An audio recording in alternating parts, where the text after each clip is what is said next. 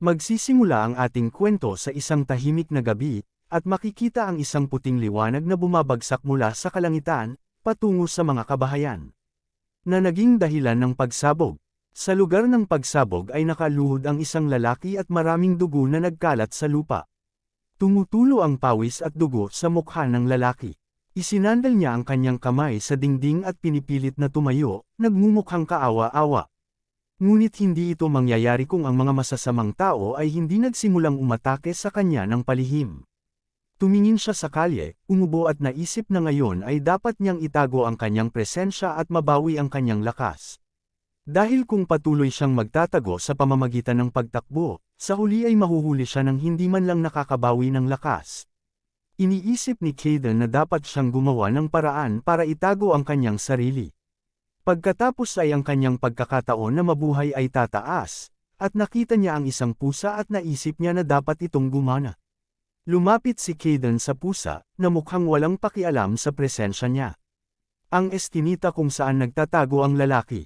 At sa parehong sandali, nagkaroon ng isang malakas na liwanag na lumabas sa tabi ng isang bahay. Pagkawala ng liwanag ay naging napakatahimik sa labas. Palubog na ang araw sa lungsod, sa isang pet shop. Maraming bag ng cat food ang nakasabit sa counter. Tuwang-tuwa na tumingin sa counter ang blonde na lalaki. Ang kanyang mga mata ay tumakbo mula sa pagpili. At naisip niya ang tungkol sa pagkain na ibinebenta at kung paano. Hindi niya sila mapakain ng sobra. Ngunit ito ay isa sa kanilang mga paboritong pagkain. Kaya nag-isip ang lalaki kung dapat ba siyang bumili. Tapos nakita niya yung mga bag na sold out last time tapos ngayon may stock na. Sa wakas ay naakit ang kanyang mga mata sa mga bagong uri. Ang lalaki ay kinakabahan sa counter. At naisip niya dahil gusto ito ng mga pusa kaya dapat ba siyang bumili ngayon. O wag muna since mga bago pa lang ang paninda, kaya subukan natin sa susunod. Ngunit wala ako ng mga ito, kaya mas maganda na bumili ngayon. Pagkatapos ay ang kanyang nasa sabik na tingin ay nahuli ng isang laruan na may magagandang review. Nilagay niya ang daliri niya sa labi niya. Iniisip na gusto niyang bilhin ang lahat ng ito. Kaya hindi niya alam ang gagawin. Dahil hindi siya makapagdesisyon kaya mas magandang bilhin na lang lahat ng paninda. Naikinatuwa ng may-ari ng tindahan at binigyan siya ng thumbs up. Ang mga bahay ay nalunod sa gininto ang sinag ng araw. Habang ang lalaki ay nakatayo sa crosswalk at hinahalungkat ang kanyang mga binili, bumubulong siya sa kanyang sarili. Na kaya pumunta siya dito ay inaasahan niyang makakabili siya ng isang bagay para sa kanyang sarili, ngunit nauwi sa pamimili para sa mga pusa. Inilagay niya ang bag sa kanyang backpack na nakangiting nasisiyahan. At naisip na magugustuhan ito ng kanyang mga alagang pusa. Kaya naging maayos ang lahat. Nabaling ang kanyang atensyon sa ina, na may kausap sa telepono. At nakita niyang nabitawan ng bata ang hawak nitong bola na tumatalbog sa gitna ng kalsada. Tumakbo ang bata papunta sa gitna ng kalsada nang hindi lumilingon. Isang sasakyan ang humaharurot sa kalsada. Ang binata ay tumingin sa bata sa takot. Napagtanto na ang sasakyan ay hindi magkakaroon ng oras upang huminto. Ang liwanag mula sa mga headlight ay nagpapaliwanag sa takot na figure ng bata. Na tumakbo sa gitna ng kalsada upang kunin ang kanyang bola. Agad na tumakbo ang binata sa kalsada. Tumakbo siya patungo sa bata sa bilis na parang isang kidlat. Parang bumagal ang lahat sa paligid. Nang hawakan ng binata ang bata sa kanyang mga bisig. Binuhat siya palayo sa sasakyan. Biglang nagpreno ang sasakyan kaya nag-iwan ito ng mga marka ng gulong. Nakahinga ng maluwag ang binata. Nang matagpuan nila ang kanilang mga sarili sa bangkita. Nagulat ang bata na tumingin sa harapan.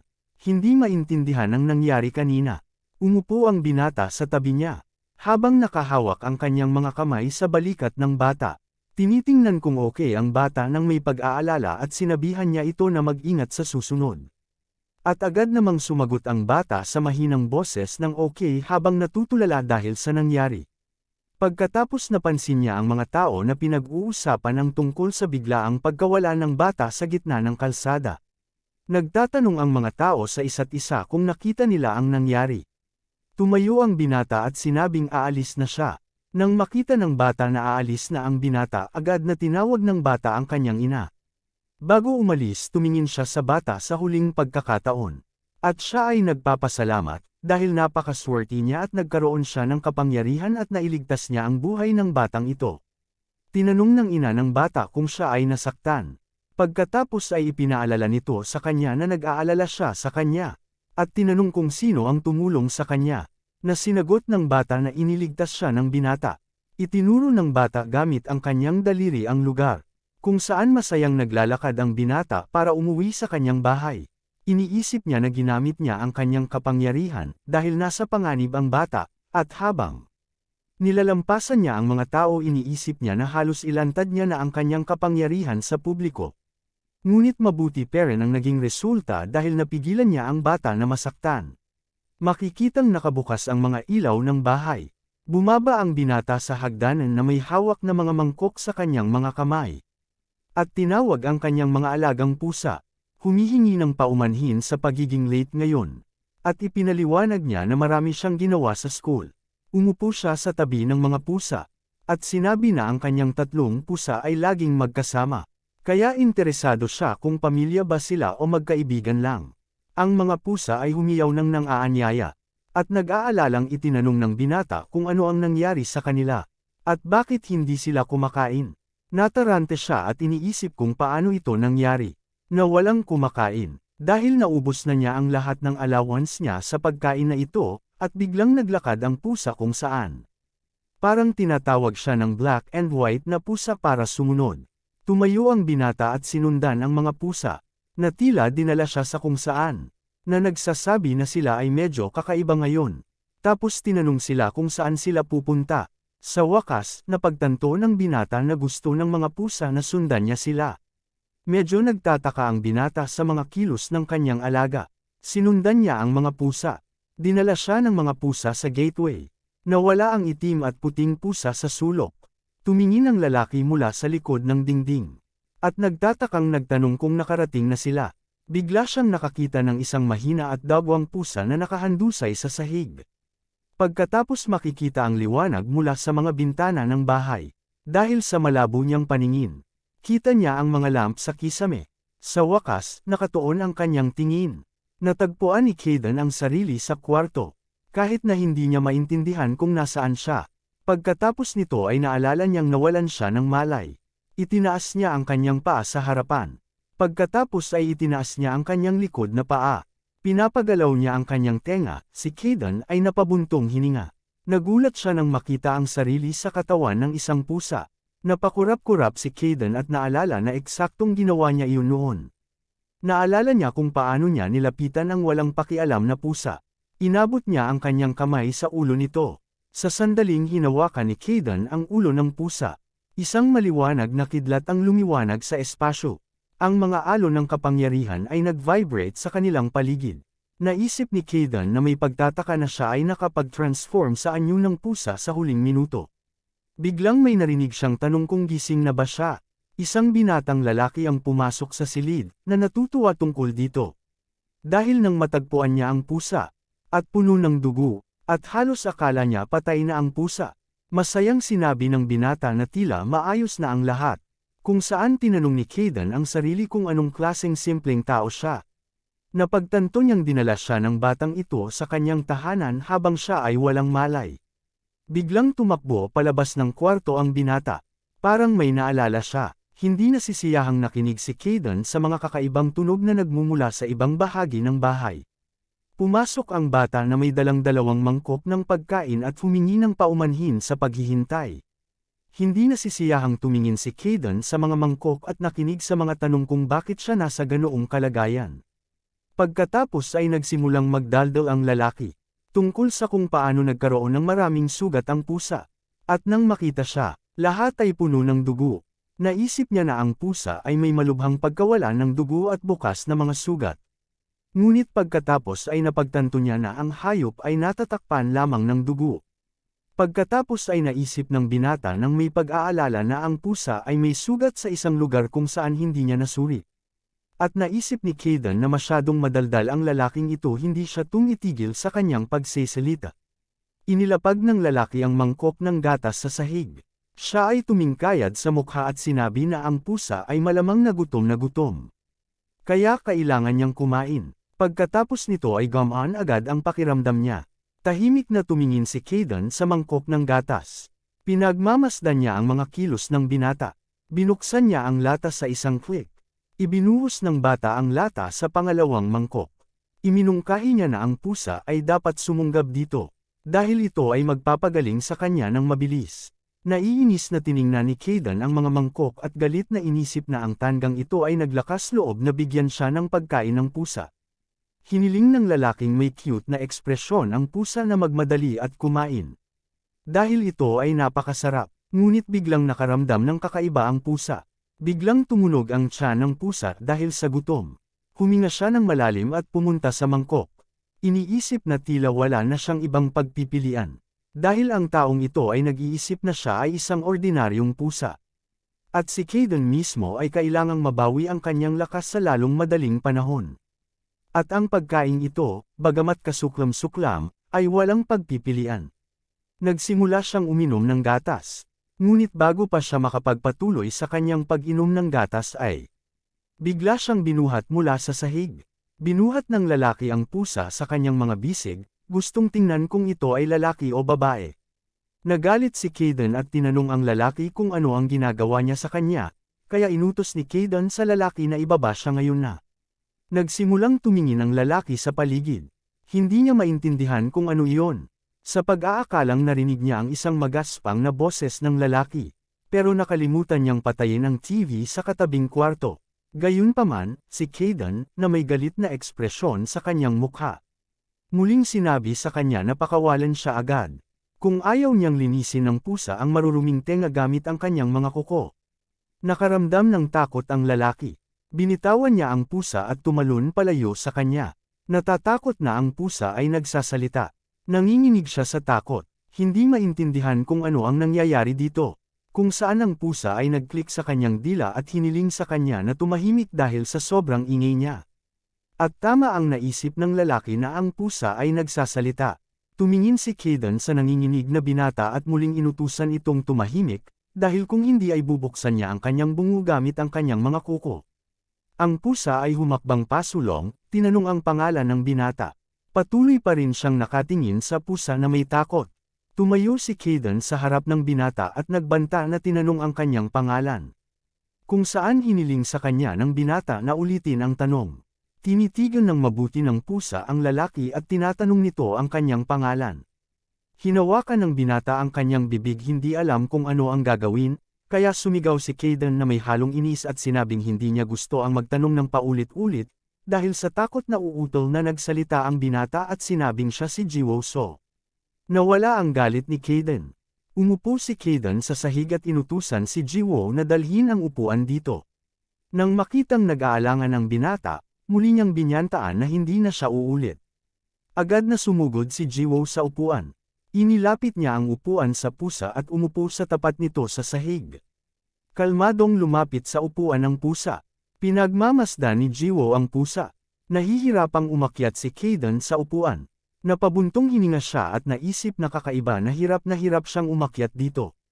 Pinilit niyang maging komportable nang maisip niya na dahil hindi siya sanay sa ganitong katawan. Umupo ang pusa sa paraang makatao, na humipo sa lalaki. Biglang hinugot ni Kayden ang kanyang mga kuko at may pananakot na sinabing kapag nagdaldal si Jiwoo tungkol sa kanya, papatayin niya ito. Ikanawit ng pusa ang kamisete ng lalaki, na parabang hinahawakan siya sa dibdib. Pero sa paglingon niya ay iba na ang atensyon niya.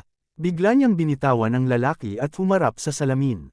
Isang matabang pusa ang naaninag sa salamin. Naisip ni Kayden na sobrang tambak niya. Tinitigan niyang mabuti ang kanyang refleksyon. Hinawakan ni Kayden ang kanyang mukha gamit ang kanyang paa at inisip kung paano siya nagkaroon ng double chin. Pagkatapos ay bumaba ang tingin ng pusa. Hinawakan niya ang balat sa kanyang tiyan. Nanliit ang kanyang mga pupil nang maisip niya kung paano siya naging matabang pusa. Nakaupo ang pusa sa isang upuan na may disconcerted na ekspresyon sa mukha. Siya ay nanginginig sa katotohanan na siya, si Kayden, ay naging ganito. Napasigaw si Kayden sa frustration. Napatingin si Jiwoo sa pusa sa takot. Biglang nagtaka si Jiwoo kaya mabilis siyang lumapit sa pusa na tila hindi humihinga. Iniisip ng pusa na, ang dakilang Kayden ay naging isang mahina pusa. Kaya kinarga siya ni Jiwoo at tinatanong ang pusa kung ano ang nangyari at bakit siya nahimete. Ngunit ang pusa ay walang pakialam at patuloy parent sa kanyang iniisip na wala siyang lakas para mag-transform sa ibang hayop, kaya kailangan kong manatili sa kaiyahiyang kalagayang ito hanggang sa makabalik ako. Sa pag-akala ni Jiwoo na patay na ang pusa dahil hindi na ito nagsasalita at gumagalaw, sinimulan niyang alugan si Kayden para magising siya. Bigla siyang huminto nang marinig ang salita ni Kayden na huminto sa kanyang ginagawa. Masayang sinabi ni Jiwoo sa pusa na masaya siya dahil buhay siya, kaya sinabi ni Kayden na hindi siya patay kaya ibaba mo na ako. Dahan-daang ibinaba ni Jiwoo ang pusa, nagtatanong kung ano ang nangyari dahil biglang sumigaw si Kayden at nahimete. Kung saan nagtaka si Kayden kung talaga bang nahimatay siya bakit ka nagulat. Ngunit nginitian lang siya ni Jiwoo at may mahinang tawa. Tahimik na tumingin si Kayden sa bata. Napabuntong hininga siya sa pag-aakalang kakaibang bata ito. Bumalik si Kayden sa salamin. Hindi pa rin siya masaya sa kanyang refleksyon. At isang nasisiyahang ekspresyon ay iniisip na hindi niya maintindihan kung bakit kailangan niyang maging isang matabang pusa. Itinaas ni Jiwoo ang kanyang kamay tulad ng ginagawa niya sa paaralan, nang tawagin niya ito bilang Mr. Cat. Sinulyapan niya si Jiwoo at hiniling niyang tawagin siyang Kayden. Na agad namang niyang sinang-ayunan kaya sinabi ng bata sa pusa kung maaari ba siyang magtanong. Kaya sinabi ng pusa kung ano yun. Narinig ng pusa ang tanong na mula kay Jiwoo, bakit ka nagsasalita na parang tao di ba pusa ka? Huminga ng malalim si Kayden at ipinaliwanag na nagsasalita siya dahil siya ay tao.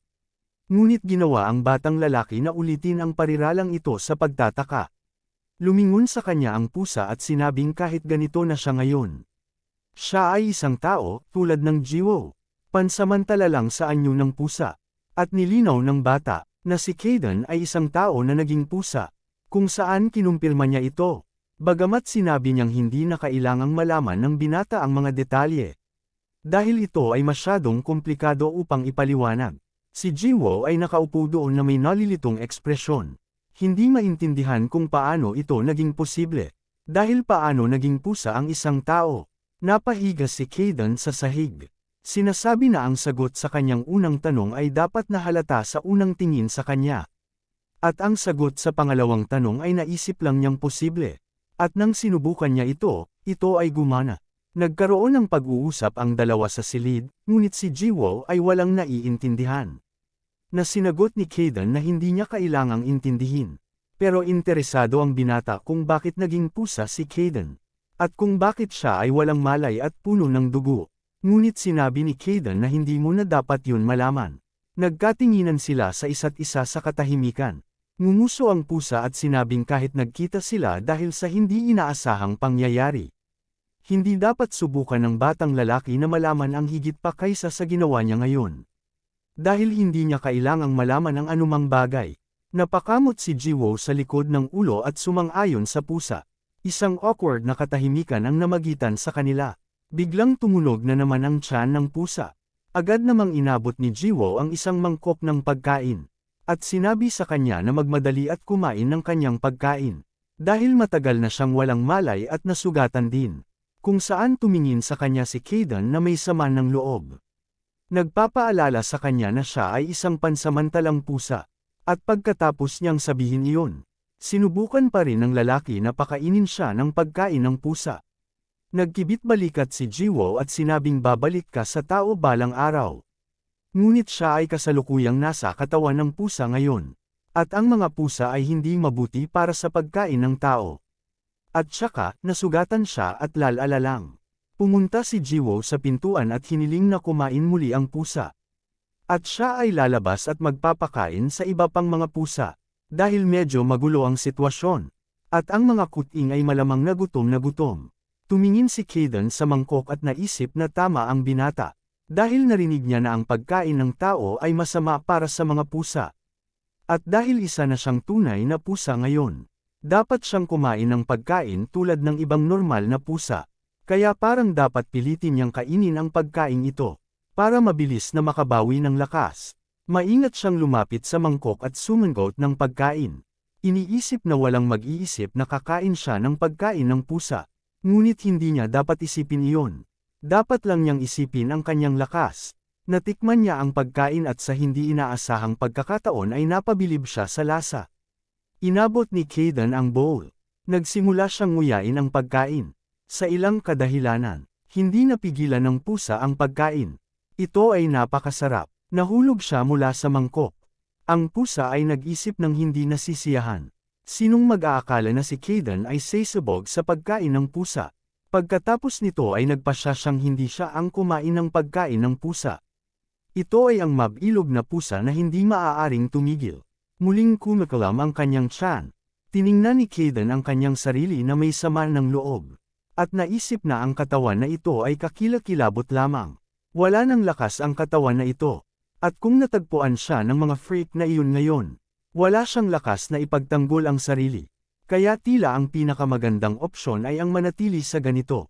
Hanggang sa bumalik ang kanyang lakas. Malalim na ang gabi at isang katahimikan ang bumagsak sa paligid. Pumasok si Jiwoo sa silid at sinabi na kailangan niyang umalis sandali. Kung saan tinanong ng pusa kung saan pupunta ang lalaki. At sumagot siya na kailangan niyang pumunta sa veterinary clinic. Dahil wala siyang pagkain ng pusa para bukas. Dahil bumili siya ng maraming treat. Nagdududa ang pusa kung bakit siya pupunta sa ganitong oras. Gulat na bulalas ni Jiwoo. Umupo siya sa tabi ng pusa at nakangiting nagtanong kung gusto niyang sumama sa kanya. Sinama ng tingin ni Kayden ang binata at hindi nasisiyahang nagtanong kung bakit biglaan. Napaka-cute ni Jiwoo nang hilingin niya sa pusa na sumama sa kanya. Kaya sinabi niya kung paano kung may sinabihan siya tungkol sa kanya. At pagkatapos ay tinanong kung siya ay nag-aalala, kung saan nagdududa si Kayden. Kaya sinabi niya na sasama siya, para subaybayan siya dahil hindi siya mapagkakatiwalaan. Kinuha niya ang pusa at kinarga ito gamit ang kanyang mga kamay, na ipinagtataka ng pusa. Inis na tanong ni Kayden sa kanya kung anong ginagawa niya. Medyo kinakabahan si Jiwoo na sumagot. Sinabi na ang pusa ay nasaktan. Kaya naisip niya na mas maganda kung dadalhin niya ito sa hospital. Nagsimulang kumalmet at magalit si Kayden sa binata. Para sa pangahas na tretuhin siya bilang isang pusa. Iritadong sigaw niya, bitawan mo ako ang dakilang Kayden ay hindi pupunta sa ganyan. Isang parol ang nagpapaliwanag sa kalye. Kinarga ni Jiwoo si Kayden. Inilagay siya sa ilalim ng kanyang jacket. At ang mga nasusukat na galaw ng pusa ay nagpapasakit sa kanya. Nanlaki ang mga mata ni Kayden at naisip niya ang nakakainis ngunit nakakaaliw na pakiramdam. Iyon ang lumalapit sa kanya. Ngunit kailangan niyang tandaan na mayroon siyang katawan ng pusa. Ngunit hindi siya pusa, kaya napagod lang siya at malamang dahil first time niyang naging pusa. Nang pakalmayan ang sarili nito, pumikit ang pusa. Naglakad si Jiwoo sa kalye. Naisip na ito ay hindi masyadong masama. Dumating sila sa hospital para sa mga hayop. Isang matandang doktor ang lumabas upang salubungin si Jiwoo, na nagtanong sa kanya kung ano ang ginagawa niya doon sa ganitong oras. At kinailangang ipaliwanag ni Jiwoo na pumunta siya para bumili ng pagkain ng pusa. At nais na suriin ng doktor ang pusa, dahil akala niya nasaktan siya. Lumingon si Kayden na may sama ng loob sa bata. Iniisip na nagsinungaling sa kanya ang batang ito. Inutusan siya ng doktor na dalhin ang pusa sa mesa, at nagtatanong kung dinala na ba niya ang pusang ito dati at kung ano ang pangalan nito. Kaya agad na sinabi ni Jiwoo na Kayden ang pangalan ng pusang ito. Ang lalaki, nang malaman ang pangalan ng pusa, lumingon na may interes sa hayop. At nabanggit na ang napakalaking pangalan ay angkop sa hitsura nito, na kung saan ang pusa mismo ay naiinis na naisip na dapat niya itong patayin. Nilapitan ng doktor ang pusa para suriin ito. Maingat niyang inikot ang ulo nito. Sinuri pa niya ang ilalim ng buntot nito. Pagkatapos ay dumating ang turno ng mga ngipin. Naisip ni Kayden kung gaano ito kahihiyan para sa kanya. Nang sa wakas ay sinabi ng doktor na wala siyang nakitang mga espesyal na problema. Tumingin si Jiwoo sa mesa at sinabing napakaraming dugo sa ibabaw nito nang matagpuan niya ito. Na sinagot ng doktor na wala siyang nakitang sugat kung saan nanggagaling ang dugo. Gayunpaman, mayroong ilang mga gasgas. Sapat na ang kanyang paunang lunas dito at wala na siyang magagawa pa. Nakahinga ng maluwag si Jiwoo. Hindi pinansin ang sama ng loob ng pusa. Pinandilatan ni Kayden ang binata at inisip kung paano pa rin siya inaalala ng lokong iyon. Ang doktor ay tumingin sa pusa na may pag-aalala at sinabi na dapat siyang mag-diet. At naisipan ni Caden na patayin ulit ang lalaki. Ang boses ng doktor ay umalingaw sa ospital. Sinasabi na hindi siya magbibigay ng anumang mga rekomendasyon. Kaya dapat lang naalagaan siya at bumalik kung may mga sintomas na lumitaw. Natuwa si Jiwoo na okay na ang pusa habang naglalakad sila pauwi. Biglang may pumukaw sa atensyon ni Caden. Narinig niya ang mga ingay sa likuran niya. Si Caden, na nakabalot muli sa jacket ni Jiwoo, at tinatanong niya kung marami bang halimaw na pusa sa kapitbahay. Tumingin si Jiwoo sa kanya nang may pagtataka at pagkalito, nagtatanong kung ano ang sinasabi niya. Sa pagkakataong iyon, nakarinig din siya ng tunog mula sa kanto. Ang mapulang mata ay kumislap sa eskinita. Isang puting pusa na may itim na guhit ang dahan-daang lumakad sa liwanag. Napatingin si Jiwoo sa pusa sa takot at inisip kung ito ba ang halimaw na tinatanong ng pusa. Napatingin siya sa halimaw na may laway na lumalabas sa bibig nito. At sinabing mas mukha itong tigre kaysa pusa. Bagamat marahil ay ganoon dahil isa na si Caden ngayon. Ngunit ang isang ito ay mukhang iba. At masasabi mong iba ang pakiramdam ng pusang ito dahil sa laki nito. Habang iniisip nila kung ano ang gagawin, ang halimaw na pusa ay nagpakawala ng dagandong. Iminungkahi ni Jiwoo na tumakas. At mabilis na tumakbo sa kabilang direksyon mula sa halimaw. Habang tumatakbo ang binata, tumingin si Caden sa likod niya. Sabi niya na mabilis siyang nag-isip. Dahil inakala ng pusa na ang gagawin lang ng binata ay tumayo roon at manginig sa takot. Ngunit sa bilis na ito, mabilis na makakahabol ang halimaw. Ang halimaw na pusa ay talagang nakahabol sa kanila na sa likod na nila ang halimaw na pusa. Isang malaking pagtalon ang ginawa niya. Pinahaba ng halimaw ang mga kuko nito. Naiwasan ni Jiwoo ang atake ng pusa huling sandali. Ngunit bumagsak siya sa tabi ng basurahan at dali-dali siyang tumayo habang hawak si Caden at sumisigaw sa takot. Napatingin sila sa halimaw na pusa. Nang tanungin ni Caden kung okay lang si Jiwoo, na sinagot niya na pinunit lamang ng pusa ang kanyang damit. Tapos tinanong kung ano ang dapat nilang gawin. Dahil mas mabuti kung mayroon silang kahit anong uri ng armas. Biglang naalala ng bata na may nilagay siya sa kanyang bulsa. Naglabas siya ng isang stick na humahaba ang laki. Hinawakan ito ni Jiwoo sa harapan niya at inutusan ang halimaw na huwag lumapit. Napatingin si Caden sa teaser toy na may mabalahibong halimaw na nakalawit mula sa dulo ng may pagtataka. Itinutok niya ang kanyang laruan na parang pamungwit sa halimaw na pusa, na umindayog mula ng dahan-dahan, at ang mga pusa ay natigilan ng ilang segundo. Tiningnan ni Caden ang laruan ng may interes. Iniisip kung may sakit si Jiwoo sa paggamit nito para lumaban, at kung ang banal na sandata na ito ay ang tanging bagay na mayroon sila. Ang mabalahibong maliit na halimaw ay umindayog sa kanan. Tapos sa kaliwa, mukhang natulala si Caden. Nagpakawala ang halimaw na pusa at muling umatake. Inilahad ni Jiwoo ang laruan sa harap niya. Ang biglaang paggalaw ay naging dahilan upang makalawit ito ng ligaw. Binuksan ni Jiwoo ang kanyang mga mata. Napagtanto na walang epekto. Tumalon pala ang halimaw na pusa para hulihin ang laruan. Lumingon si Jiwoo kay Caden at sinabing ito na ang pagkakataon nila para makatakas. Gayunpaman, tumatakbo rin si Caden sa laruan, pinipilit maabot ang laruan. Nagkaroon ng kislap ng liwanag. Tinusok ng kidlat ang espasyo sa isang pagsabog. Nakalutang si Caden sa himpapawid, habang ang isang lalaki ay nakaluhod sa kanyang harapan at inamin niya ang pagkatalo at ang tagumpay ay para kay Caden. Paalis na siya sa battlefield nang ang mga tao sa likod niya ay nagbubulungan kung paano nanalo ulit si Caden. Ilang beses na ba ito nangyari at paano niya hinahamon ang lahat ng malakas at nanalo? Pinagtitinginan siya ng mga tao at pinag-uusapan kung paanong kahit ang pinakasikat na big shot ay hindi na tinanggap ang kanyang hamon.